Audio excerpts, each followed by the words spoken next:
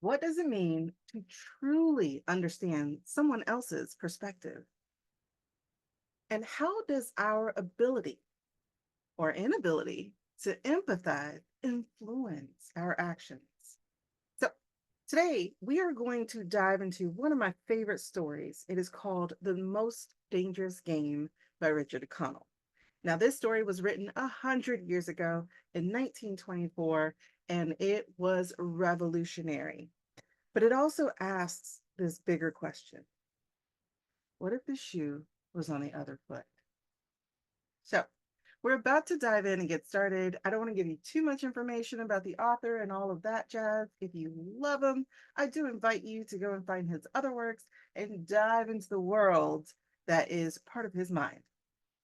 But today, this story, The Most Dangerous Game, will have you on your seat. Now, before we get started, I want to go ahead and introduce myself. I am Shaniqua, or Ms. Cannon to you, and this is my channel, Ms. Cannon Teaches ELA.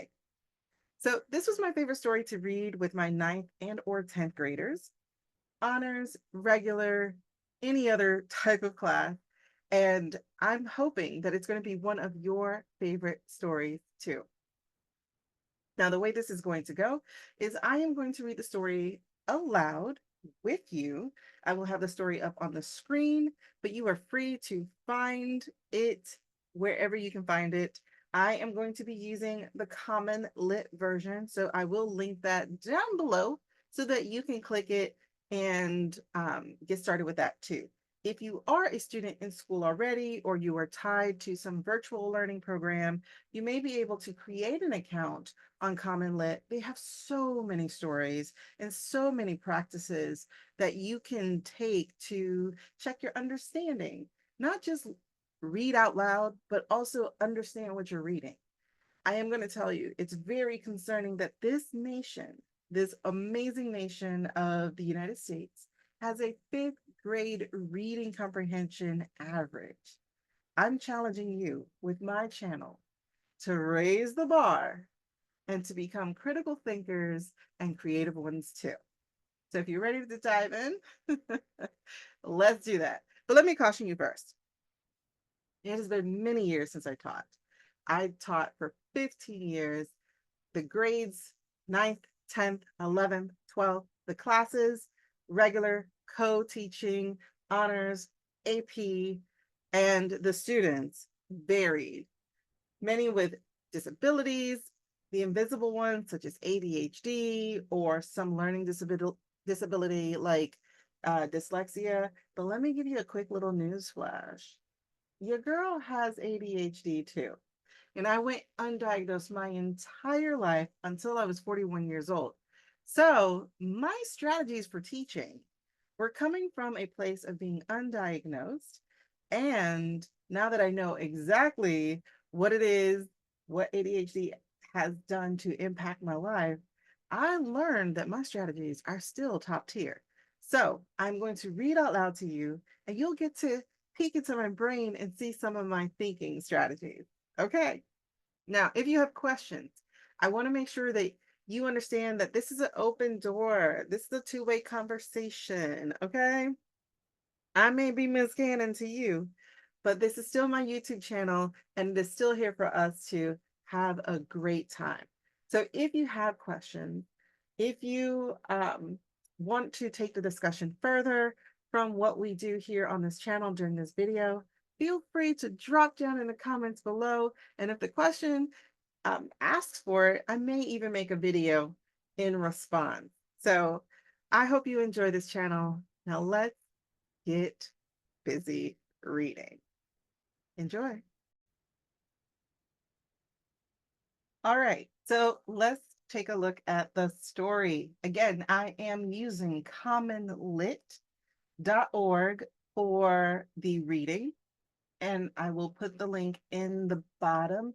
If you are a homeschool teacher, or if you are a teacher in any school system and you do not know about Common Lit, definitely sign up. You can get a free account with them if you do sign up with your school email address. All right. So again, Richard Connell, he is an American author and journalist. And this is one of his most famous, if not his most famous, famous short story that is, it's really awesome. So he was inspired by the tours that were happening, the safari tours, you know, the things that made elephants and I think the rhinoceros go near the brink of extinction, all those hunting for sport. And so he was inspired by that, but he was also inspired by the conditions of the American society. So I just want you to know that even though we are talking about a certain part of activity such as hunting, um, because of the conversation that later takes place inside of the story, you're going to find out that there were other things on the table that he was actually discussing as well. The amazing thing about short stories is that because they're so compact, usually 20 pages or less, they have a lot of story to tell in a short space of time. So there is no wasted word, no wasted sentence of any part of the story, not if you're a good writer. One of our favorite American writers, Edgar Allan Poe, who we will be reading later during our series. He is a master storyteller. Again, every word used for something. There is no wasted word. So if you are inspiring to be a writer, these are two people that you want to study, Richard Connell and his storytelling prowess. And right after this, our next video, we will be reading A Sound of Thunder by Ray Bradbury, which is awesome story. And they go hand in hand because they do both talk about hunting, but the messages are extremely rich. And that's what we get to do as writers. The other great thing about reading period pieces, as we will call this, because again, it's 100 years old now, right? Is that they give us a snapshot of what's going on in society at that time. So again, it's influenced by, as you guys can see here on the board, and I call everybody guys, by the way. Everybody gets called guys. Um, I'm a Zennial. So we grew up on lots of California movies with dude and guys. So everybody's guys to me. So I just want to put that out there, okay? And as we were saying, there were the hunting parts that were happening, hunting parties that were happening, but there were also other types of hunting that involved war. And so we're namely talking World War One because of the time frame, but we very soon after this was written get into World War Two and then another subsequent set of wars over the century. All right, y'all ready? Let's dive in. Now, I'm not reading in voices, okay? That would just be a little bit much for me. So again, for those of you who are homeschooled, this is basically a ninth grade text. And so we're just going to jump on in. The great thing about Common Lit, by the way, is that they do give you assessment questions. They do help you with guided reading, especially if you have an account. I currently am not signed in, so I may or may not see that, but it also gives you annotation tool, which is really, really dope. But again, you have to be signed in. And I think your teacher may have to assign this. I'm not, wait, hold on. Here we go. Annotation tool. Yeah, you have to be signed in to use the annotation tools. So you have to be signed in to use any of these tools likely. Oh no. So here are some assessment questions. Listen, I told you, you get real time life over here. So these are the assessment questions. So you can check your understanding and we might talk through them. I can't guarantee that that means that our answers are going to be 100%. Why? Because I haven't studied these in a long time, but also you'll see my thinking process and hopefully we're right. I don't know if I will get to do that. I don't know if I'll get to do that. I will have to test this. But if not, you test it yourself. And that's great. Common Lit was, I think, Common Core based as far as their type of questions? Because it looks like it. Because when I was teaching, we had part A and then part B questions. So this does um, give me Common Core, which could be where they got their name from. I don't remember. And so, yeah, so we have some explanations here. They have the standards here. So this is for any of those of you who are the adults in the room. But again, this channel is mostly for students, but you adults are welcome. You're welcome. All right, so let's get started. Here we go. I'm gonna take a sip of water. I'm back. So as you see, it says at the very, very top here, as you read the story, take note of the devices the author uses to build suspense. So a quick note, suspense is that tension you feel about whether or not your protagonist usually, and your protagonist is your main character. It doesn't mean it's the good guy or the good girl or whoever. It is your main character that the story is actually about. Your protagonist could be a bad person, so to speak, a villain, if you will. If you think like Megamind, the cartoon, for instance, or even the anti-hero who is Deadpool. So I don't want you to think a protagonist means the good person. It just means the person that the story is about, the person for whom we are going to read this to see if they get their desire. Okay. So suspense is about that tension, that pulling, that for me, it causes stomach problems. Like my stomach gets really tight. I get a little anxious sometimes. Um, and so that's what suspense feels like for me. And if you think about it like a roller coaster, there's this part where you get on the platform, and we'll talk about plot later, but we're going to use this as an illustration. When you get on the platform, get in your car, you're on the beginning of the platform. We're going to call this the exposition, right? But then when you start to go up, when you start to go towards the apex, the top of it, this part, this incline, is what we're going to call rising action.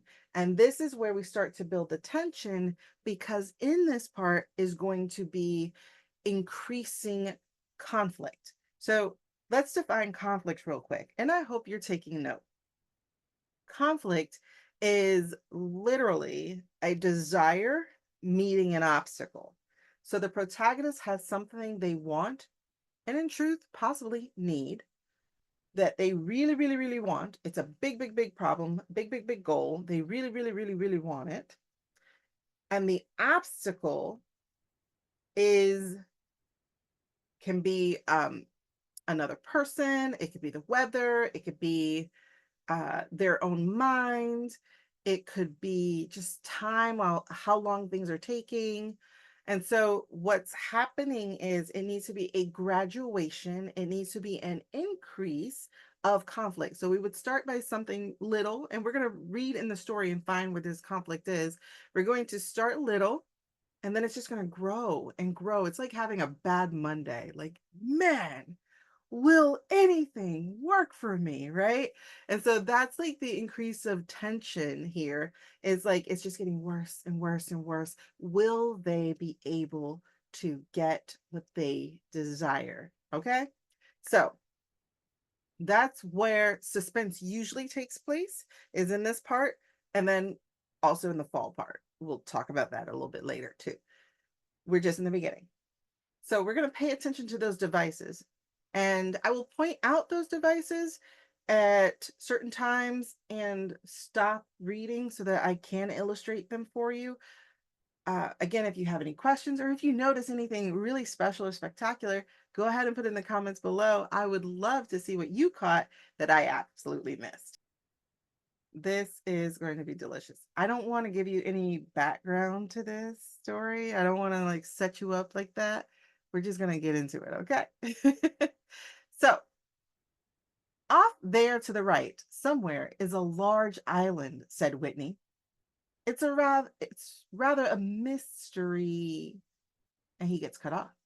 Now, real quick, Whitney is the name of a guy. I know we use it for women now, but this is a male person, okay?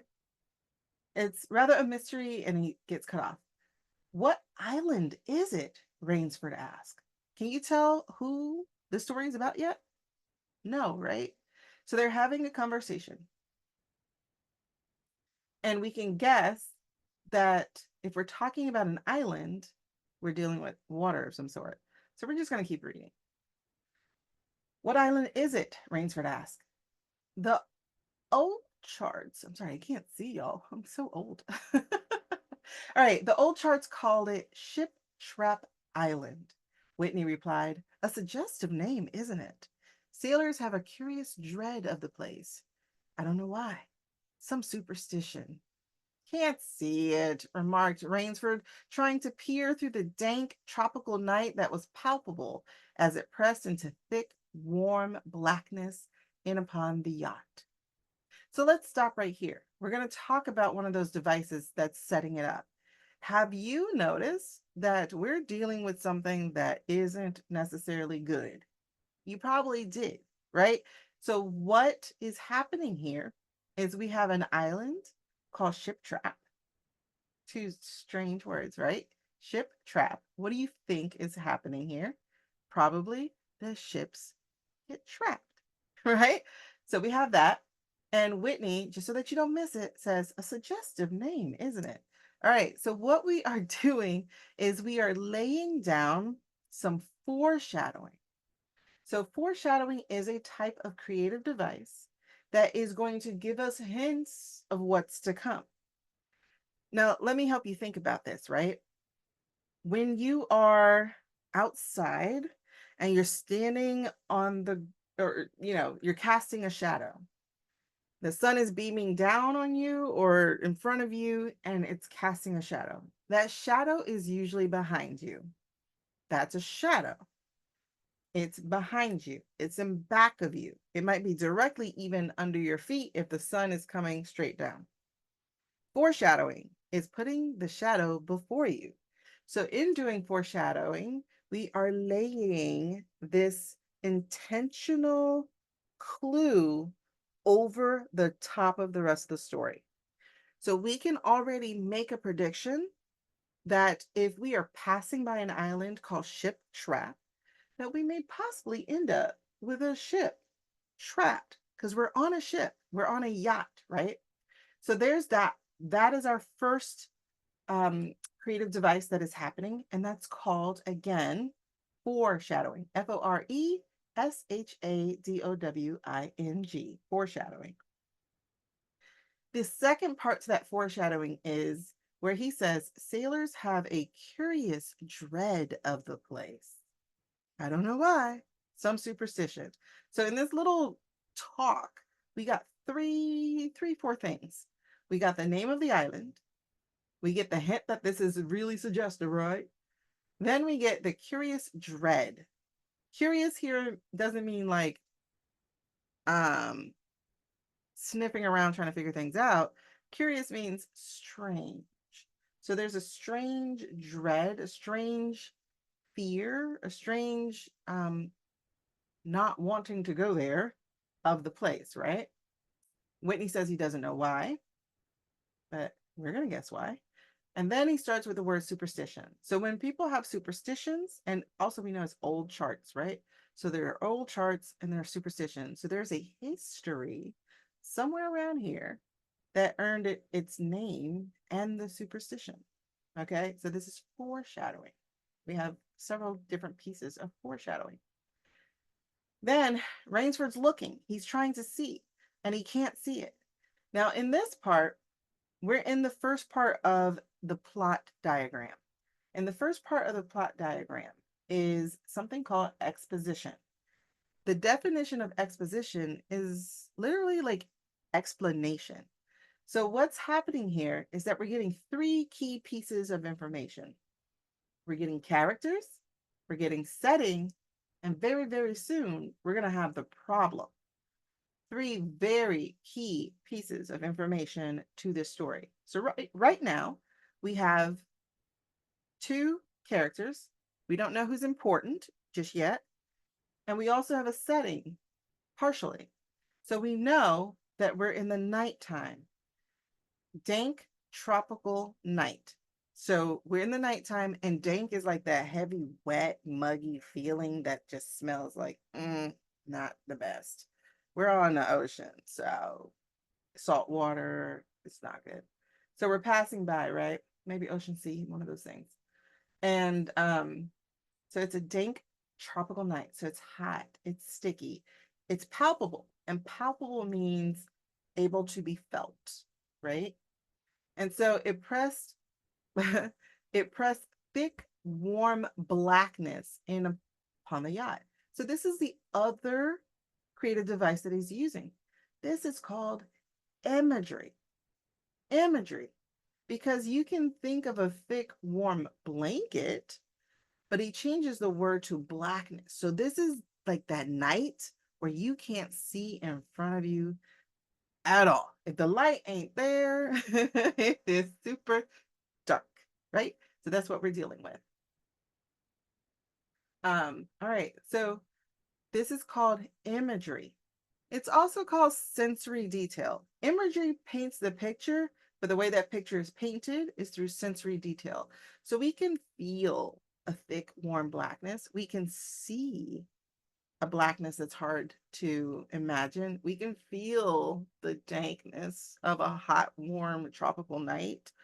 And he's done a really, really good job with that. So the two devices that he's used so far, besides dialogue is a device too. It is because we just learned something in the dialogue.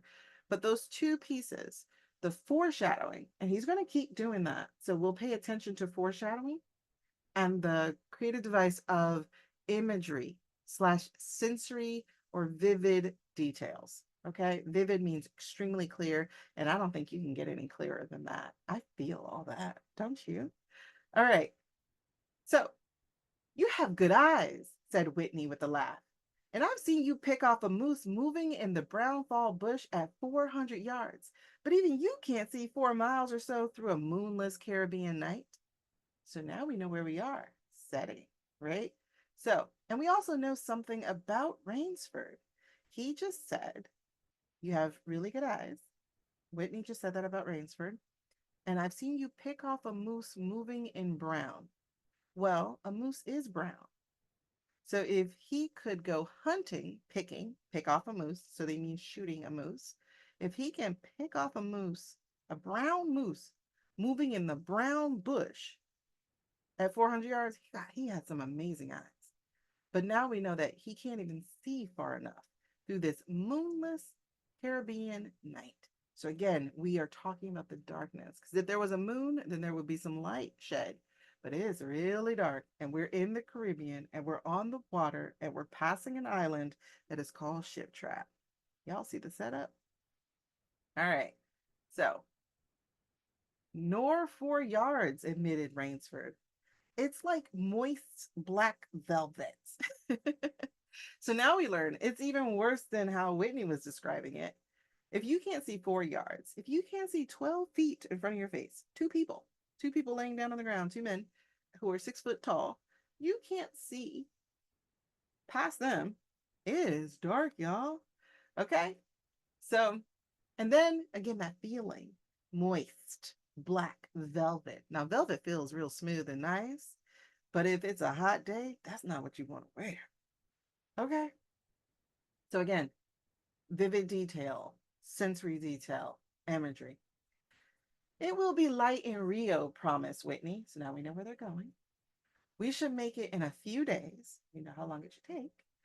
I hope the Jaguar guns have come from Purdy's. We should have some good hunting up in the Amazon. Great sport hunting. All right. So again, the line, it will be light in Rio. That's where we're going. And why are we going there? We are going there to hunt in the Amazon for jaguars. Again, very loaded sentence. And then what are we doing? We like doing this. We like hunting. The best sport in the world, agreed Rainsford. For the hunter, amended Whitney. Not for the jaguar. So if you remember, We started this video off with a big question, right? Do you remember what that big question was? What does it mean to understand someone else's perspective? So he just said, this is a really good sport. I love it, basically, Rainsford just said. But Whitney goes, only the hunter loves it, not the thing being hunted, not the jaguar. All right? And then Rainsford replies, don't talk rot, Whitney. You're a big game hunter too, not a philosopher. Who cares how a jaguar feels? Perhaps the jaguar does, observed Whitney. They have no understanding. Even so, I think they understand one thing: fear, the fear of pain and the fear of death. Nonsense, laughed Rainsford. This hot weather is making you soft, Whitney. Be a realist. The world is made up of two classes: the hunters and the hunties. Luckily, you and I are the hunters. Do you think we've passed that island yet? I can't tell in the dark. I hope so. Why? Asked Rainsford. The place has a reputation. A bad one. Cannibals? Suggested Rainsford. In case you haven't heard, cannibals are people who eat people. Hardly. Even cannibals wouldn't live in such a godforsaken place. But it's gotten into sailor lore somehow. Didn't you notice that the crew's nerves seemed a bit jumpy today? They were a bit strange now you mention it. Even Captain Nielsen, yes, even that tough-minded old Swede who'd go up to the devil himself and ask for a light. Those fishy blue eyes held a look I've never seen there before. All I could get out of him was, this place has an evil name among seafaring men, sir. Then he said to me, very gravely, don't you feel anything? As if the air about us was actually poisonous. Now, you mustn't laugh when I tell you this. I did feel something, like a sudden chill. There was no breeze. The sea was as flat as a plate glass window. We were drawing near the island then, and what I felt, it was a mental chill, a sort of sudden dread. Pure imagination, said Rainsford. One superstitious sailor can taint the whole ship's company with his fear. Maybe, but sometimes I think the sailors have an extra sense that tells them when they are in danger. Sometimes I think evil is a tangible thing with wavelengths, just as a sound and light might have. Just as sound and light may have. Just as sound and light have. An evil place can, so to speak, broadcast vibrations of evil. Anyhow, I'm glad we're getting out of this zone. Well, I think I'll turn in now, Rainsford. I'm not sleepy, said Rainsford. I'm going to smoke another pipe up on the after deck. Good night then, Rainsford. See you at breakfast. Right. Good night, Whitney. So, real quick, that exchange was heavy with foreshadowing, right? So we get a real good sense that what we're going by isn't good. But if we are being intellectual readers and we're picking up all these clues the author is dropping, then we should have a really good idea that we're going to have to see this island again, right? And we're dealing with the way that Rainsford feels about hunting. Whitney has some kind of introspection. He's like, you know, this is fun. I do love hunting. But I do think about the thing I'm hunting, right? Like they surely they feel that death is near, that and surely they're scared of it. And Rainsford is thinking, it's an animal. What the heck does an animal feel? And why does it even matter? So, who do you think is right in this conversation? Rainsford or Whitney? I would love to see what you have to say below. Let's keep going, because this story gets really, really good. But I am going to warn you, a lot of the time, exposition feels so slow. It's like watching your favorite series on one of those channels, but people tell you Don't give up until the fourth episode. Why? Because the first 2 to 3 episodes tend to be the exposition of a series. I don't like that. So I am warning you, it's going to feel a little slow, but y'all, this is a real good story. So I hope you stick with me and let's get it read. We just left off with this discussion. So Whitney is going to bed and Rainsford is about to go smoke his little pipe a little bit, relax in this hot weather. Okay. So I also want to note, right? This is something that authors do tend to do, especially one of my favorite authors, William Shakespeare. But they often use weather, part of the setting, to add a layer to the story. So here we know it's hot, hot, hot, hot, hot. It's dark too, but it's very, very hot, very, very sticky, very, very uncomfortable. So he's setting the scene for us to be very uncomfortable. Let's keep going. All right.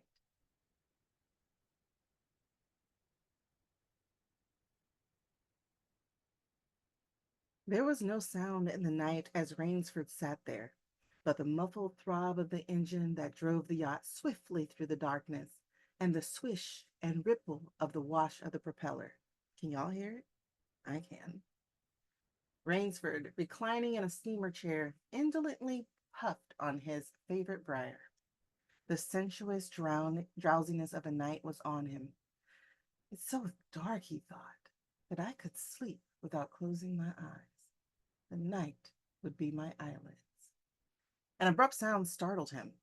Off to the right he heard it, and his ears, expert in such matters, could not be mistaken. Again he heard the sound, and again, somewhere off in the blackness, someone had fired a gun 3 times.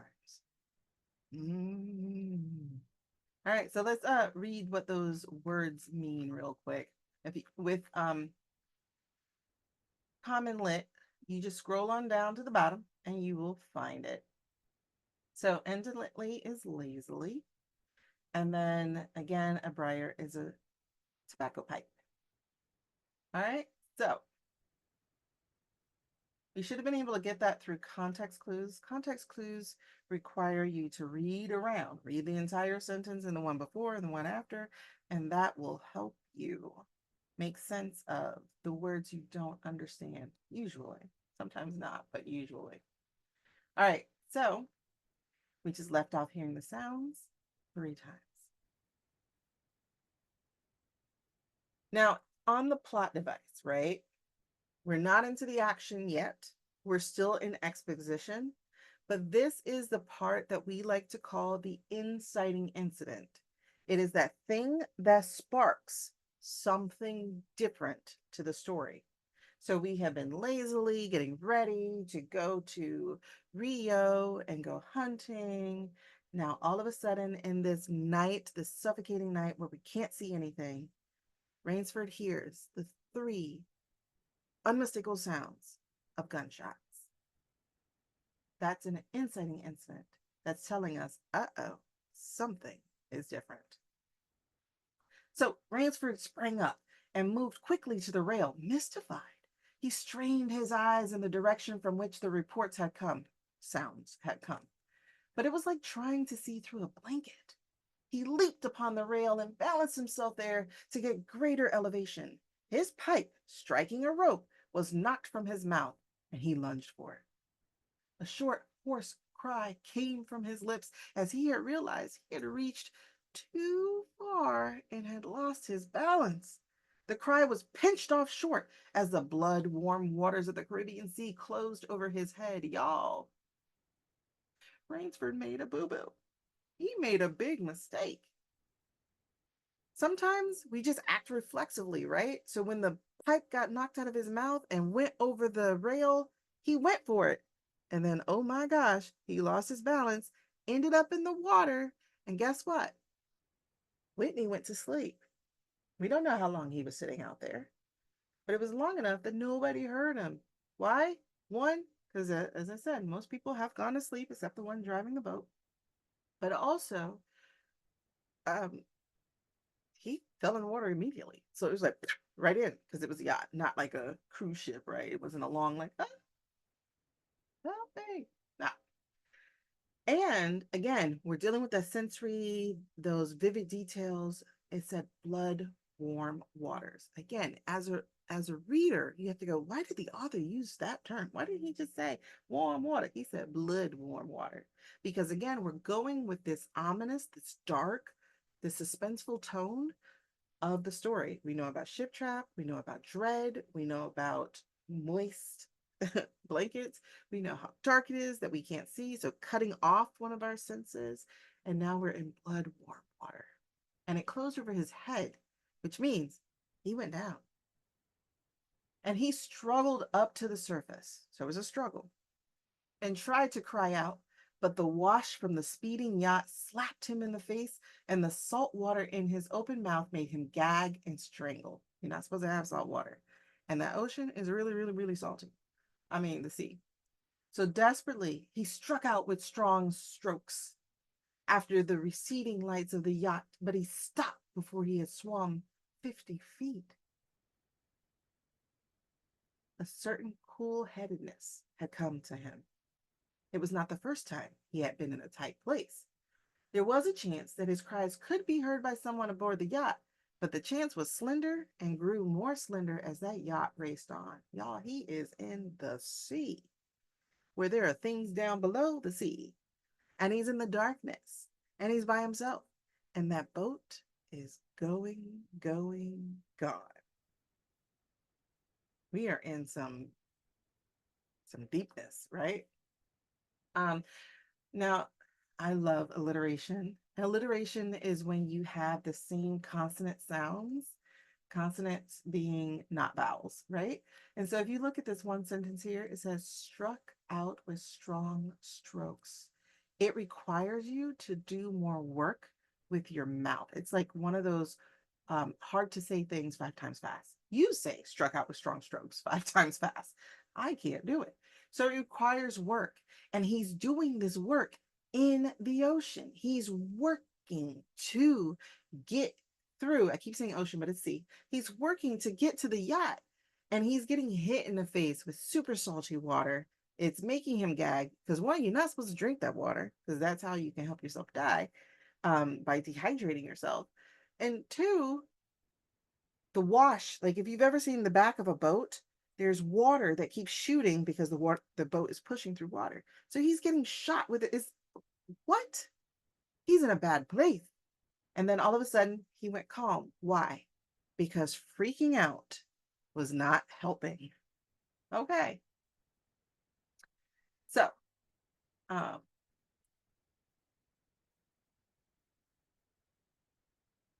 so he wrestled himself out of his clothes and shouted with all his power. The lights of the yacht became faint and ever vanishing fireflies, and then they were blotted out entirely by the night. Why do you think he took off his clothes? He had to. What happens if you get in a tub or a pool full of clothes? It adds weight. It it increases the struggle.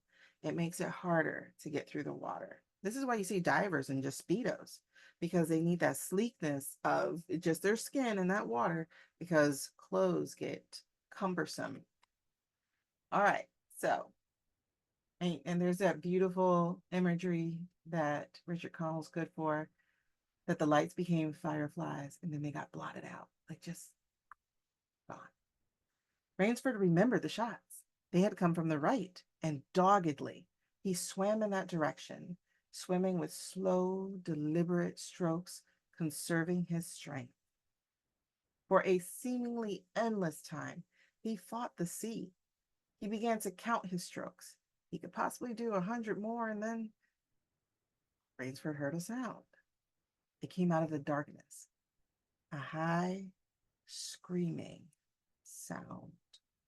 The sound of an animal in an extremity of anguish and terror. He didn't recognize the animal that made the sound. He did not try to. With fresh vitality, he swam towards the sound. He heard it again, and then it was cut short by another noise. Let's read it again, okay? With fresh vitality, he swam toward the sound. He heard it again, and then it was cut short by another noise. Crisp staccato. That was a terrible reading, but that's okay. It was cut short by another noise. Crisp staccato. In other words, pistol shot, muttered Rainsford, swimming on. So, like, if this was a movie, and they actually have made a movie out of this, do you go towards the gunshots? If this was real life, if you hear somebody going pop, pop, pop, do you go towards the gunshots? You have to understand that Rainsford is literally between a rock and a hard place. The hard place is, do I choose to die in the sea because I'm tired and nobody's coming to rescue me? And that death isn't going to be fun. Or do I go towards this island where it sounds like somebody's hunting and I'm a hunter and it's all good, right? Maybe. But then there's an animal sound that we have never heard before. Rainsford is a really accomplished hunter. Why did he not recognize it? So these are the type of questions that I ask myself as I'm reading. And this is also part of the foreshadowing. So let's continue. 10 minutes of determined effort brought a... Let's read it again. 10 minutes of determined effort brought another sound to his ears, the most welcome he had ever heard, the muttering and growling of the sea breaking on a rocky shore. He was almost on the rocks before he saw them.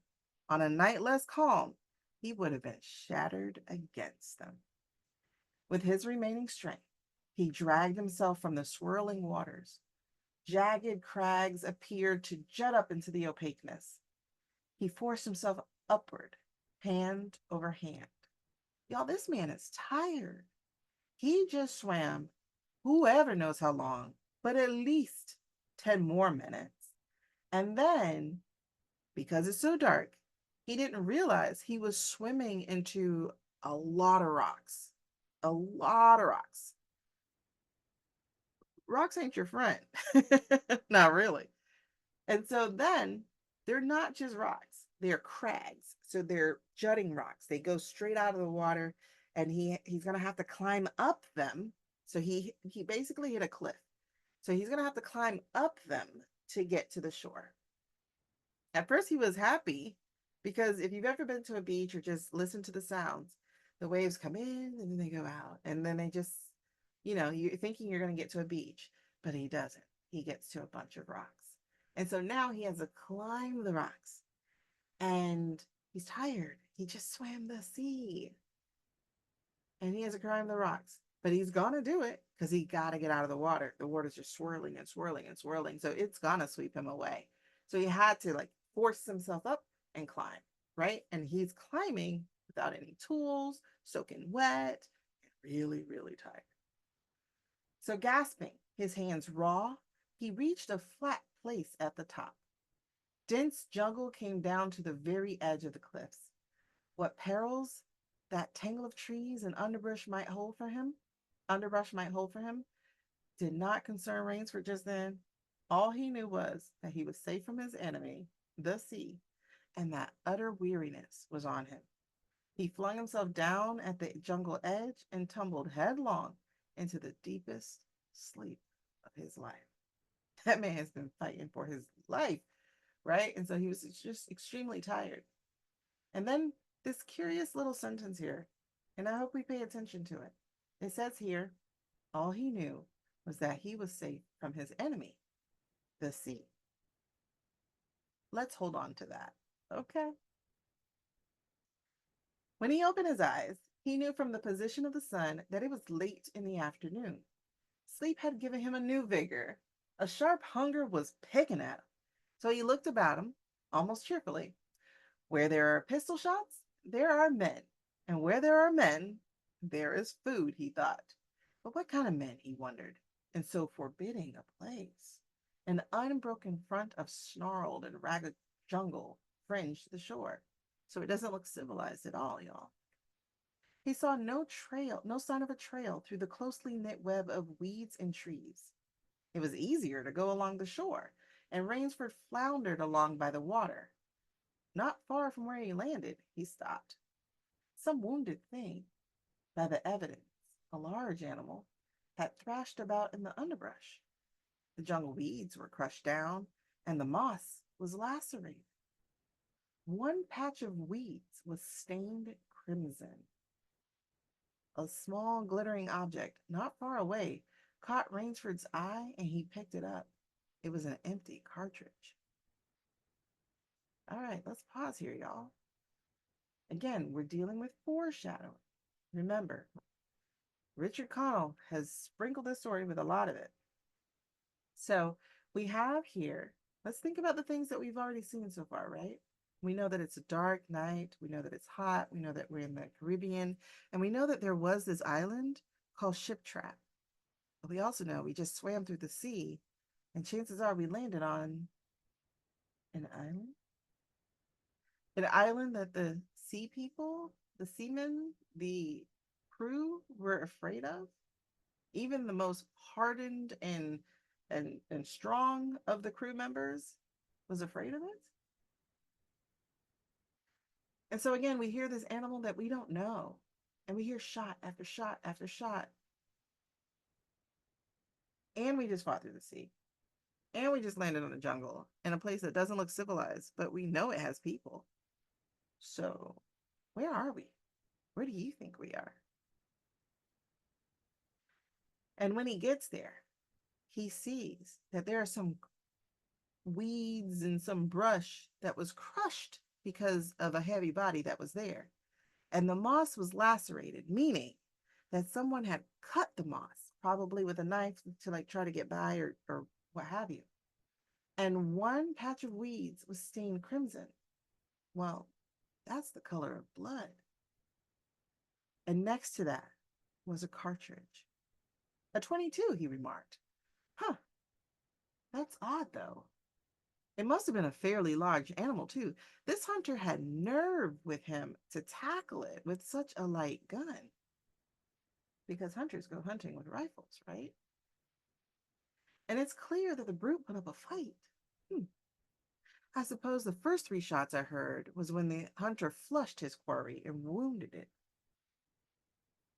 The last shot was when he trailed it here and finished it. He examined the ground closely and found what he had hoped to find. A print of hunting boots. They pointed along the cliff in the direction he had been going. So eagerly, he hurried along, now slipping on a rotten log or a loose stone, but making headway. Night was beginning to settle down on the island. Now, we don't want to do night on this island, because here's what happened. Bleak darkness was blacking out the sea and the jungle when Rainsford sighted the lights. Remember, it was really dark on the water. And if it was dark on the water, it's going to be dark on an uncivilized island. So, again, losing your senses puts you at a disadvantage. And so then he saw lights, right? And he came upon them as he turned a crook in the coastline. A crook would be like a little turn, you know? And his first thought was that he had come upon a village where there were many lights. But as he forged along, he saw to his great astonishment that all the lights were in one enormous building, a lofty structure with pointed towers plunging upward into the gloom. His eyes made out the shadowy outlines of a palatial chateau. It was huge. It was like Disney World huge. Okay. In the darkness, by itself, no other houses, just this palatial palace chateau home. It was set on a high bluff. So a bluff is essentially like, the cliffs. So a high bluff is going to be like where there's drop down from the rocks into the water. So it's when you are a person who needs to protect your place because you're there by yourself, you tend to protect yourself with nature. And so a bluff means you're protecting at least one side of your home with the cliff. Because who's going to climb that? And let's see. His eyes made out the shadowy outlines of a palatial chateau. It was set on a high bluff, and on three sides of it, cliffs dived down to where the sea licked greedy lips in the shadows. I love his descriptions. Mirage? Not Rainsford? Mirage meaning, is he hallucinating? Like, what? And so, as it said, this guy, whoever's house this is, they protect themselves. Three sides of a cliff. That means there's only one way in and one way out, right? So the stone steps up, but it was no mirage, he found, as he opened the tall, spiked iron gate. The stone steps were real enough. The massive door with a leering gargoyle for a knocker was real enough. Yet about it all hung an air of unreality. So he lifted that knocker, and it creaked up stiffly, as if it had never before been used. Hmm.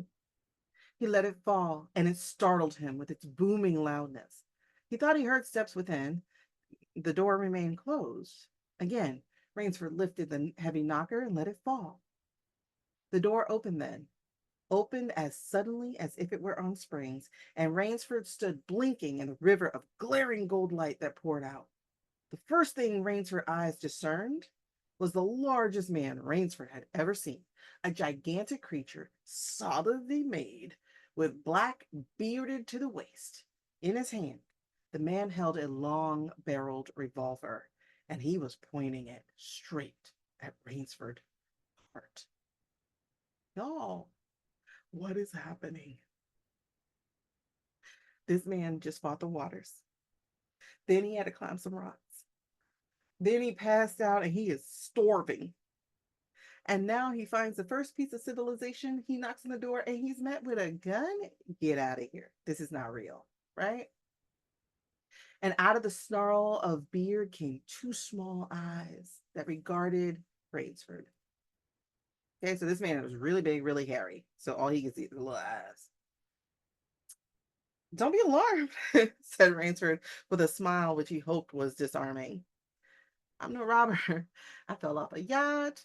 My name is Sanger Rainsford of New York City. The menacing look in the eyes didn't change. The revolver pointed as rigidly as if the giant were a statue. He gave no sign that he understood Rainsford's words or that he even heard them. He was dressed in uniform, a black uniform, trimmed with gray astrakhan. I'm assuming that's how you say it. And that is a gray or black curly fur made from lambskin. Let's put it this way. If you've ever seen Harry Potter, right? Um, and we're talking about Harry Potter 4, which is not Chamber of Secrets. Oh my gosh. Goblet of Fire. So if you remember, Victor Crumb, he came from this Siberian type place, Russian type place. They wore this extremely heavy fur thing. That's what you're picturing here, okay?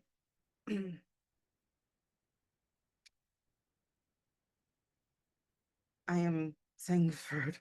I am Sanger Rainsford of New York. Rainsford began again. I fell off a yacht. I'm hungry. The man's only answer was to raise with his thumb the hammer of his revolver. Y'all, this man was going to shoot him. Then Rainsford saw the man's free hand go to his forehead in a military salute, and he saw him click his heels together and stand at attention. Another man was coming down the broad marble steps, an erect, slender man in evening clothes, fancy clothes, and he advanced to Rainsford and held out his hand.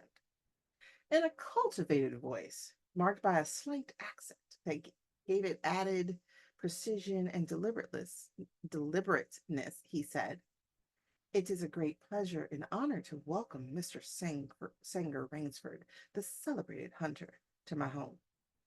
Automatically, Rainsford shook the man's hand. "I read your books about hunting snow leopards in Tibet, you see," explained the man. "I am General Zaroff." Rainsford's first impression was the man was singularly handsome. His second was that there was an original, almost bizarre quality about the general's face. He was a tall man, past middle age, for his hair was a vivid white, but his thick eyebrows and pointed military mustache were as black as the night from which Rainsford had come. His eyes, too, were black and very bright. He had high cheekbones, a sharp cut nose, a spare, dark face, the face of a man used to giving orders, the face of an aristocrat. All right, we have met General Zaroff, okay? And he has a bodyguard that was about to kill Rainsford. All right. So Rainsford, Rainsford got a little nervous, didn't he? I would have been nervous, but Rainsford definitely got a little nervous. All right, so the saving grace is one, he said his name, and two, the man knows of him, which is kind of weird because I don't like when people know me, but I don't know them. So let's continue. Turning to the giant in uniform, the general made a sign, and the giant put away his pistol, saluted, and withdrew. Ivan is an incredibly strong fellow, remarked the general, but he has the misfortune to be deaf and dumb. Dumb meant um, not able to speak. A simple fellow, but I'm afraid, like all his race, a bit of a savage. Is he Russian? He is a Cossack. And Cossack are people who came from Russia or Ukraine, but they would be of the less cultivated peoples. Every country has that, you know? Said the general. Ha, you have to hear this whole sign, right? He is a Cossack, said the general, and his smile showed red lips and pointed teeth. So am I.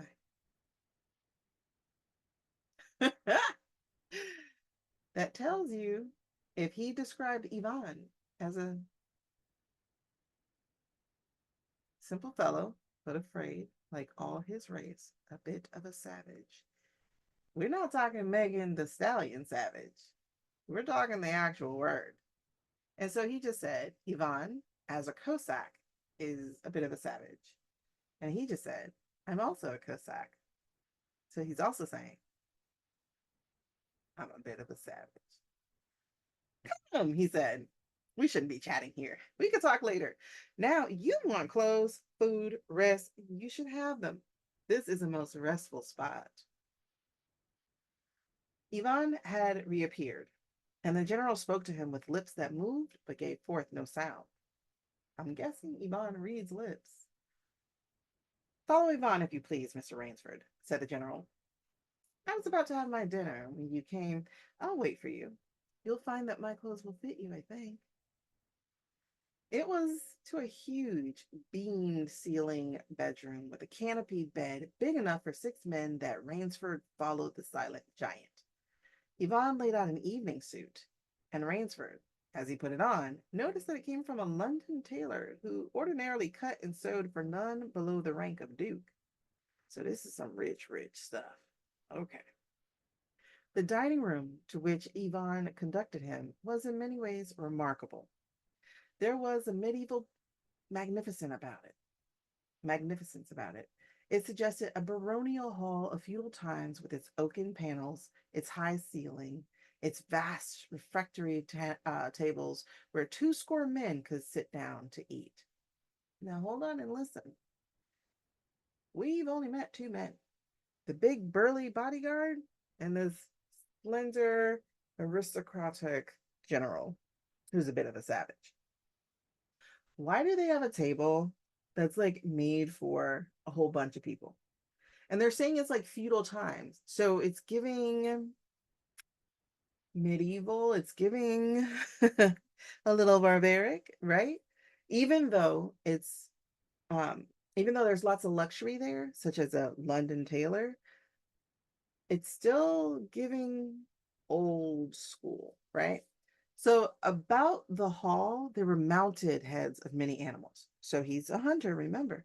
So there are lion, tigers, elephants, moose, bear, larger or more perfect specimens than Rainsford had never seen. So they're impressive. They're so impressive. They're like big of all their size, and they're perfect of all their of all their species. And at the great table, the general was sitting alone. You'll have a cocktail, Mr. Rainsford, he suggested. And the cocktail was surprisingly good. And Rainsford noted the table appointments were of the finest, the best linen, the best crystal, the best silver, the best china. They were eating some rich stuff. So they were eating borscht, the rich red soup with whipped cream so dear to the Russian palates. So they're eating Russian food. Half apologetically, General Zaroff said, we do our best to preserve the amenities of civilization here, so please forgive any lapses. We're well off the beaten track, you know. Do you think the champagne has suffered from its long ocean trip? So he's playing the nice host, right? He's like, you know how like your mom or somebody will have the house will look good. It ain't great, like it ain't shining clean, but it will look good. And then a guest comes over and they're like, "Oh, excuse the mess." And you're like, "What mess? What mess? Oh, you have dust." Okay, like what mess? And that's what he's doing, right? You're like, "Oh, oh, excuse me." All right, so um, so he's like, "Do you think the champagne is okay?" Really, dude. All right. Not in the least, declares Rainsford. He was finding the general a most thoughtful and affable host, like, really friendly and pleasant. A true cosmopolitan. I don't know how you say that. But basically, a real gentleman, right? But there was one small trait of the general's that made Rainsford uncomfortable. Remember, we're supposed to be uncomfortable. Whenever he looked up from his plate, he found the general studying him, appraising him narrowly. Now, that word is important here. Appraising him is really important because appraising is what you do when you approve of somebody, right? Or when you're trying to see the value in somebody. So, like, you will appraise a watch, you'll take it to get it looked at, and they will be like, "Oh, it has stones, it has these, it has that, it's worth this." So this guy, every time he looks up, the guy's like, which is creepy, creepy. He's like, "I can't even enjoy my meal because you keep doing this, man." Um, so then, perhaps, said General Zaroff, you were surprised that I recognize your name. You see, I read all the books on hunting published in English, French, and Russian. I have but one passion in my life, Mr. Rainsford, and it is the hunt. Well, you do have some wonderful heads here, said Rainsford, as he ate a particularly well cooked filet mignon. Who's cooking? The Cape Buffalo is the largest I've seen. Oh, that fellow. Yes, yes, he was a monster. Did he charge you? Okay, so we're talking about some big old animal. So, yeah, charging means to run at you. Hurled me against a tree, said the general. Fractured my skull. But I got the brute. Huh. I always thought, said Rainsford, that the Buffalo. Ooh, let's take that again. I've always thought, said Rainsford, that the Cape Buffalo is the most dangerous of all big game. Here's a hint to our title, y'all. Pay attention. So real quick, let's hit a pause here. Let's hit a pause. Because while we're here to enjoy the story, we're also here to learn how to think critically and to read very closely, right? So our title is The Most Dangerous Game. And so we want to think about that title because titles do a couple of things. One, they tell us about the story. They like literally sum it up. It's almost like a trailer to a story. You're like, I gotta know what I'm about to read. And so titles also give you something to look forward to. Okay, the most dangerous game. What is it? I can't wait to read the story because I want to find out. So here we're introducing the idea of hunting a very, very, very dangerous animal is the most dangerous of all the game. Game is hunting animals. They call it gaming, like hunting. They don't not whatever. I'm not talking about Fortnite or something like that. The game used to be the hunt. And so for a moment, the general didn't reply. He was smiling his curious red lip smile. Hmm. Then he said slowly, "No, you are wrong, sir. The Cape buffalo is not the most dangerous big game." He sipped his wine. Here in my preserve on this island," he said in the same slow tone, "I hunt more dangerous game." Rainsford expressed his surprise. "Is there big game on this island?" The general nodded. "The biggest." "Oh, really?"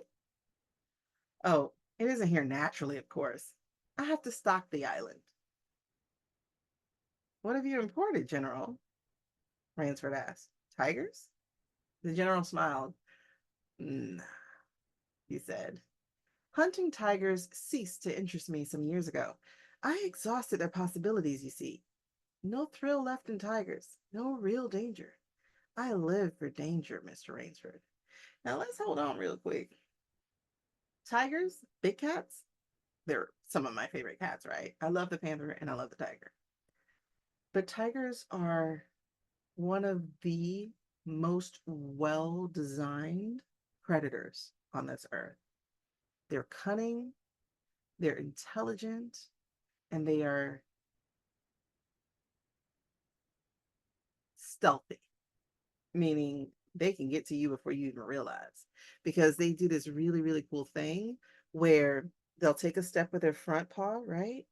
And then when they go to take another step, their back paws land exactly where their front paws were, so that they don't accidentally step on something like a twig and give themselves away.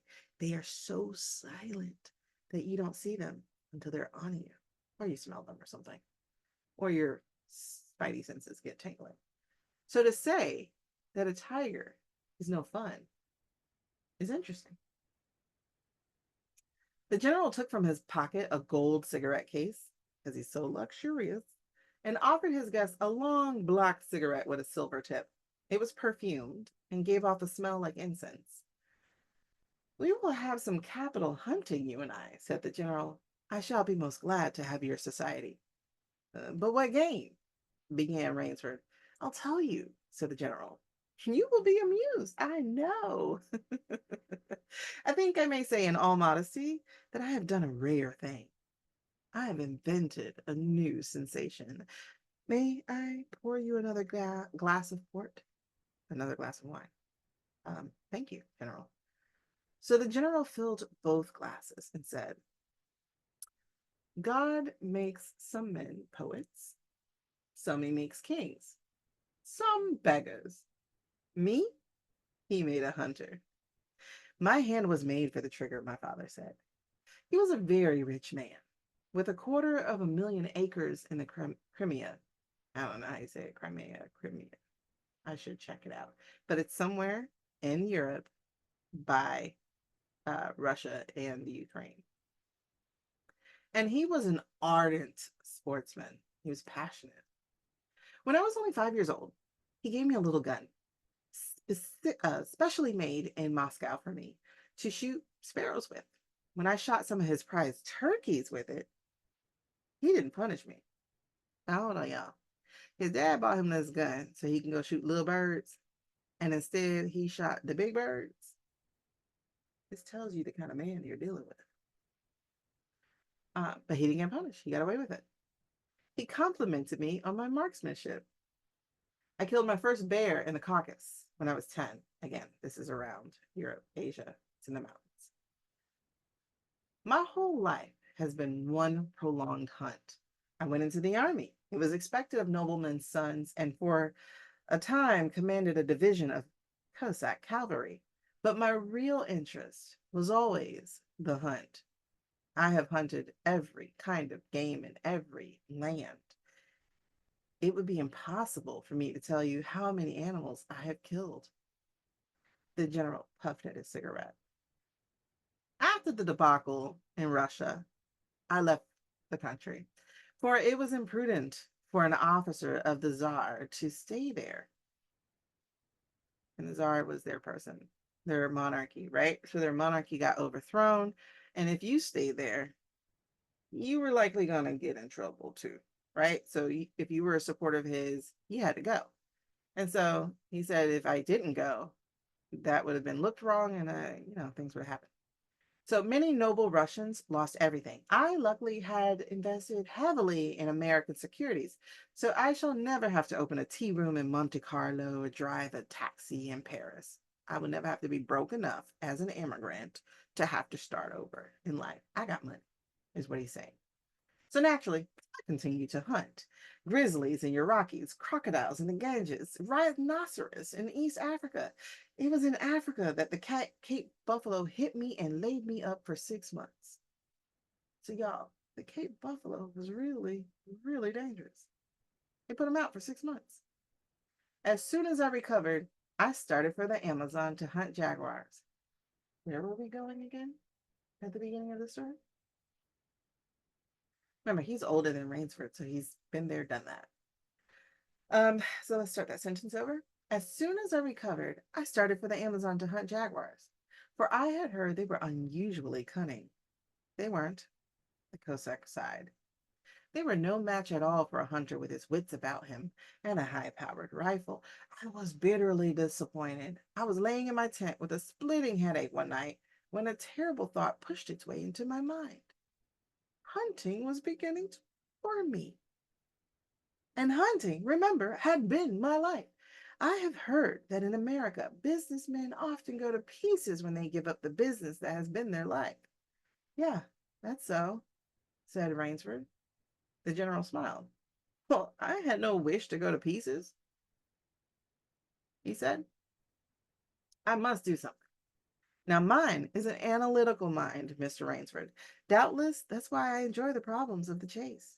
Oh, sure, no doubt. No doubt, General Zaroff. So, continued the general, I asked myself why the hunt no longer fascinated me.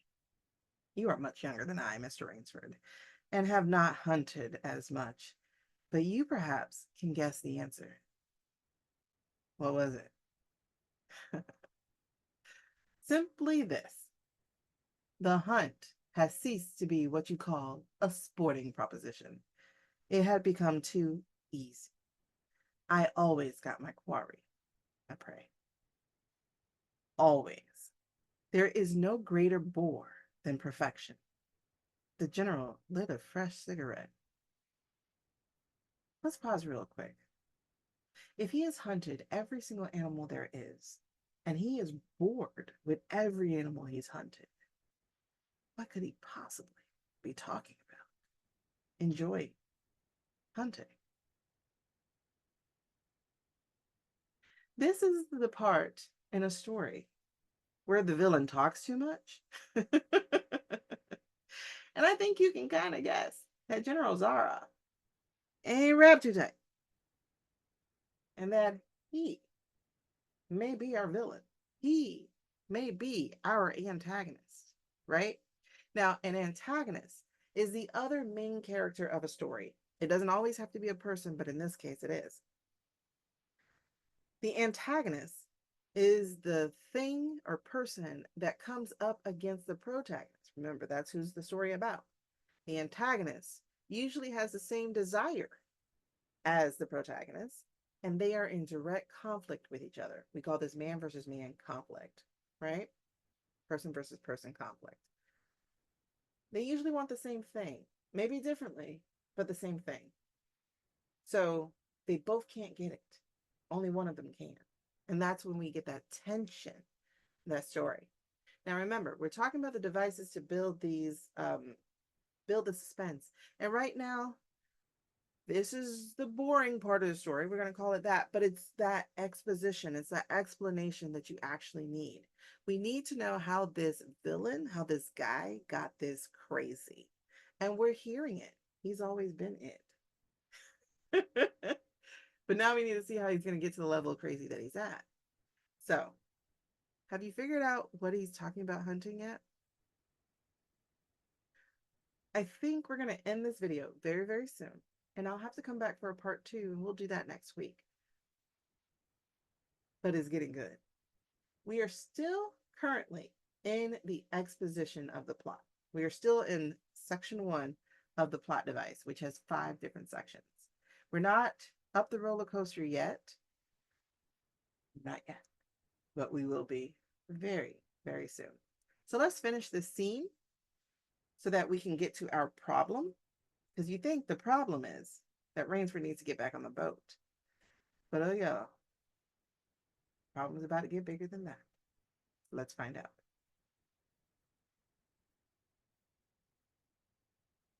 So the general lit a fresh cigarette. No animal had a chance with me anymore. That is no boast. That is a mathematical certainty. The animal had nothing but his legs and his instinct. Instinct is no match for reason. When I thought of this, it was a tragic moment for me. I can tell you. Rainsford leaned across the table, absorbed in what his host was saying, because he's still waiting on a freaking answer, right? So it came to me as an inspiration what I must do. The general went on, and that was?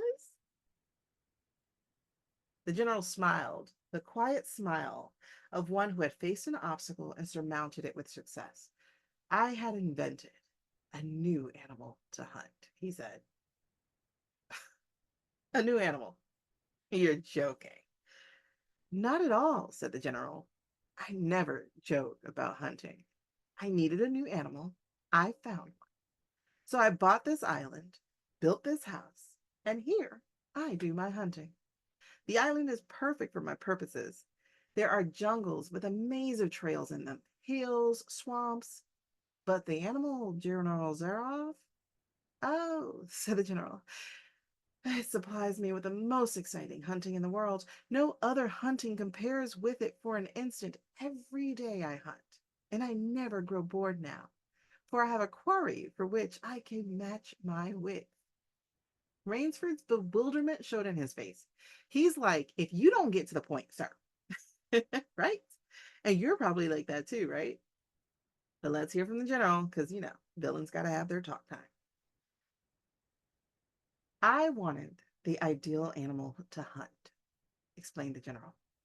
So I said, what are the attributes of an ideal quarry? What do I want in a prey?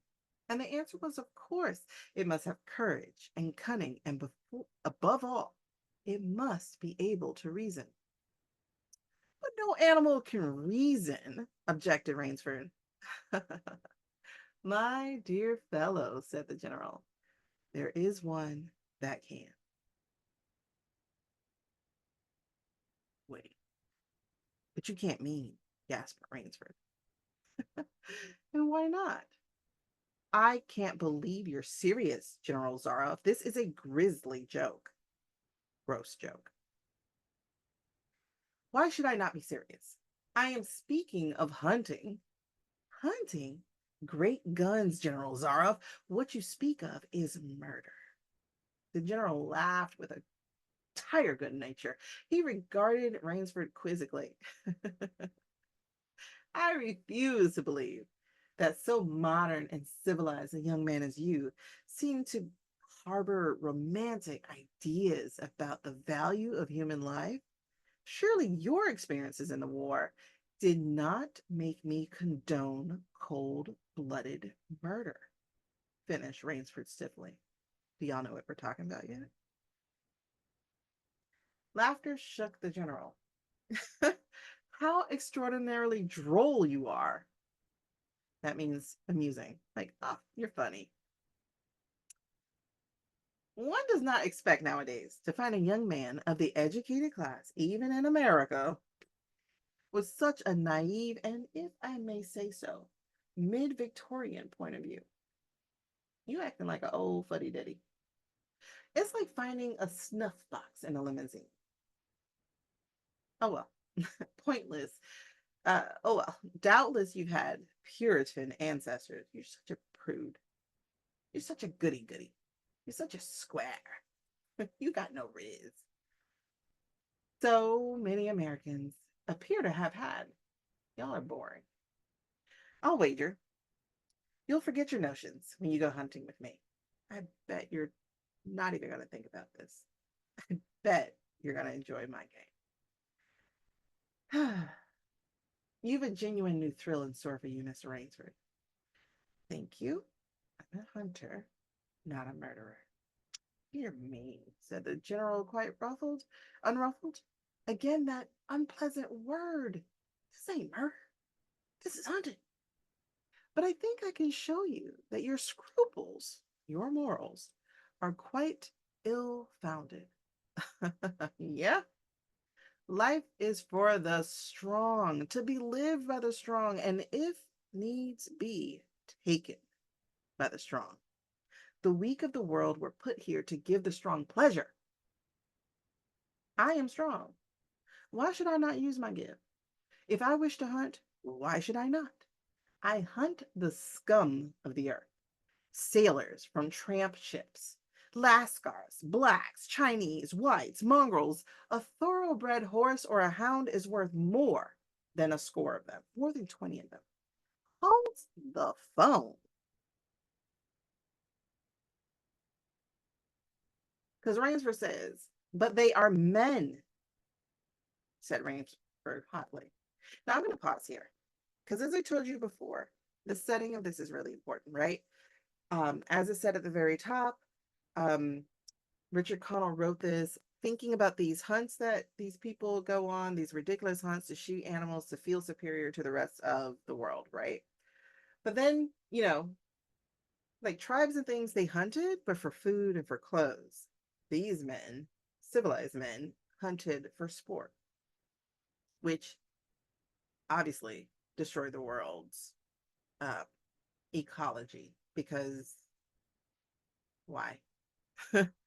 You want piano keys? Anyway, we're not going to get in that. So we talked about that. And then he also talked about how war is a thing. And he mentioned it inside of the story. This is what writers do. They do tend to infuse their life into their stories, just little bits. But that was a nice, interesting line. He's like, surely, in war, you had to hunt men because ain't that what war is? And he's like, nah, that was war. That was different. What you're talking about is just murder. Like, you're just talking about, like, we're not at war with these people. Like, no, this is wrong. And that line, and this is why I pause here. This line, right? He's talking about tramp ships, you know, he's talking about Lascars. So Lascars are Indian people, like from India. So brown people, black people, Chinese, which they used to call yellow people, whites. By whites, he's probably talking Irish people, because this was that time that the Irish had migrated to different places because of the potato famine and stuff like that. And then mongrels. So mongrels is everybody else who's not a civilized white man, right? And he's like, a horse is worth more than them. A hound, a dog to go hunting is worth more than 20 of them. And of course, they thought like this because we're talking 1920. The whole point of that, because this line caught me, but they're men. So you have this civilized white man from New York City who is well known, his travels, his hunting, saying that brown people from India, who were at the time being colonized by Australians, that and the white Australians, not the native Australians, that brown people from India, that black people from around the world, Africa, America, etc., that Chinese people were being regarded as low because in America, Chinese people were helping with the building of the train tracks, like, helping basically the East meet the West of the United States, which wasn't fully the United States just yet. It was the Americas, right? So the Chinese people were belittled and looked down upon too. And then, like I said, the potato famine of the whites, um, the UK wasn't as solid as it is now. Britain really did not like the Irish or the Scottish. So, like, they thought of those people, the Irish and the Scottish, as lower than them. So those would just be the whites. They're not British or what have you. So all these other people who are essentially non-European, though Irish would be, um, are considered in the group of mongrels, animals, but they are less than the animals that go hunting, or that you use for a hunt, a bred, or racing horse or whatever. And then Rainsford goes, but they're men. So in 1920, 1924, to call an Indian man, a black man, a Chinese man, because that's all they're dealing with are men, not women in this story, an Irishman, and anything else, a man, was a huge statement because they weren't being looked at as men. This was amazing. This was an amazing line, right? So let's continue. Precisely, said the general. This is why I use them. It gives me pleasure. They can reason after a fashion, so they're dangerous. But where do you get them? The general's left eyelid fluttered down in a wink, because he can't wink. And what can I do left? Okay.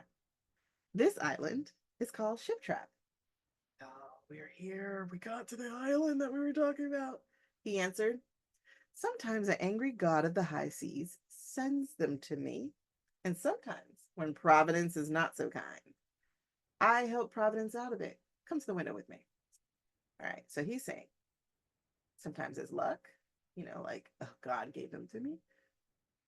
But sometimes he has to do the work. So let's look at what his work is.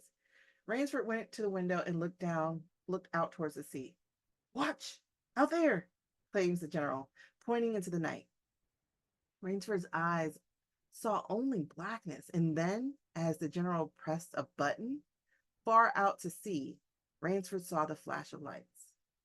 So this man got his electricity stuff together to trick them into believing this part. The general chuckled. They indicate a channel, like it's safe to come in here. They indicate a channel, he said, where there's none. Giant rocks with razor edges crouch like a sea monster with wide open jaws. They can crush a ship as easily as I crush this nut. He dropped a walnut on the hardwood floor and brought his heel grinding down on it. Oh, yes, he said casually as if answering a question. I have electricity. This is 1924. Electricity is not as ubiquitous as it is now. Everybody didn't have it. And then you know what he says? We try to be civilized here. Civilized? And you shoot down men. Like, help me make this make sense. You're calling yourself civilized, but you were savagely shooting down men. He didn't use the word savage, but they got a trace of anger in the general's eyes. But it was there for a second, and then he fixed it. He was like, oh, I can't let you know you got to me. He said in his most pleasant manner, dear me, what a righteous young man you are. I assure you, I do not do the thing that you suggest. I don't shoot down men. That would be barbarous. I treat these visitors with every consideration. They get plenty of good food and exercise. They get into splendid physical condition. You shall see for yourself tomorrow. What do you mean? Well, visit my training school, smiled the general. It's in the cellar. Y'all, he got people in the basement, and he calls it a training school. I have about a dozen pupils down there right now. I have a dozen students. I have 12 men that I tricked into coming here. They're from the Spanish bark, San Lucar, a ship. They're from the Spanish bark, San Lucar, that had the bad luck to go on the rocks out there. Oh, a very inferior lot, I regret to say. Poor specimens, and more accustomed to the deck than to the jungle. He raised his hand, and Ivan, who served as a waiter, brought thick Turkish coffee. Rainsford, with an effort, held his tongue in check. Rainsford wanted to say something. He was like, let me bite my tongue. Because this man right here, I don't know what I'm dealing with. I don't know what I'm dealing with. Let me wait to see what I'm dealing with. It's a game, you see. pursued the general blandly. I suggest to one of them that we go hunting. I give him a supply of food, and I give him an excellent hunting knife, and I give him 3 hours start. I'm to follow, armed only with a pistol of the smallest caliber and range. If my quarry eludes me for 3 whole days, he wins the game. If I find him, the general smiled, he loses. Let's hear what he said. He said, I give him food and a knife. In order to take care of a threat with a knife, you have to be super close. And he goes, all I have is a small pistol. And I'll have to be close to shoot him with that pistol. But here's the thing, my dear. A pistol still goes further than a knife. So you don't have to exert yourself to shoot somebody. And so the game is you get 3 days to not get killed, essentially. And so Rainsford, being me, asks a question. Suppose he refuses to be hunted. Said the general, I give him his option, of course. He doesn't need to play the game if he doesn't want to, he doesn't wish to. If he doesn't wish to hunt, I turn him over to Yvonne. Yvonne once had the honor of serving as an official nouter to the Great White Tsar. Someone hired to be someone hired to use a knout, a Russian whip used for punishment. So Yvonne used to whip people for the Great White Tsar. So the bad guy that they kicked out of Russia. And he has his own ideas of sport. So Yvonne, who cannot speak, who cannot hear, probably wants to take all that anger out of people, right? And so when he says he has his own idea of sport, he's savage. Invariably, Mr. Rainsford, invariably, they choose the hunt. They would rather take their chances of living for 3 days than for Yvonne to have fun. And if they win, Rainsford asks, the smile on the general's face widened. To date, I have not lost, he said. And then he added hastily, I don't want you to think me a braggart, Mr. Rainsford. Many of them afford only the most elementary sort of problem. Like occasionally I strike a tartar, okay, and that's going to be a person who's pretty good at this. One almost did win. I eventually had to use the dogs. Y'all, he cheats. Now, I don't know if you've ever seen that movie, not To Kill a Mockingbird, the one with Jennifer Lawrence, the one with Katniss. Hunting Game? No. What's it called? It's not called Hummingbird. That's one of the books. Hunger Games. If you've ever seen Hunger Games, I'm very certain part of that story came from this one because this is 100 years old. So I'm pretty sure she enjoyed the story too and brought some of that in there. So he cheats just like the people over Hunger Games. If they get away, now remember, he said, I go hunting with just a little gun. But then if they're about to get away, why would you bring out the dogs? Check these dogs out. Rainsford goes, the dogs? This way, please. I'll show you. And the general steered Rainsford to the window. The lights from the window sent a flickering illumination that made grotesque patterns on the courtyard below, and Rainsford could see, moving about, there a dozen or so huge black shapes. As they turned towards him, their eyes glittered greenly. A rather good lot, I think, observed the general. They are let out at 7 every night. If anyone should try to get into my house or out of it, something extremely regrettable would occur to him. He hummed a snatch of a song from I can't pronounce that, but this is a Parisian cabaret. So, Foilis, I think, has something to do with like fool or something. I could look it up, but so can you. All right. And now, said the general, I want to show you my new collection of heads. Will you come with me to the library? Uh, what? Rainsford is me in this case, okay? He was like, I hope that you'll excuse me tonight, General Zaroff, because I'm really not feeling well. Ah, indeed? The general inquired solicitously. Okay, well, I suppose that's only natural after your long swim. You need a good, restful night's sleep. Tomorrow, you'll feel like a new man, I'll wager.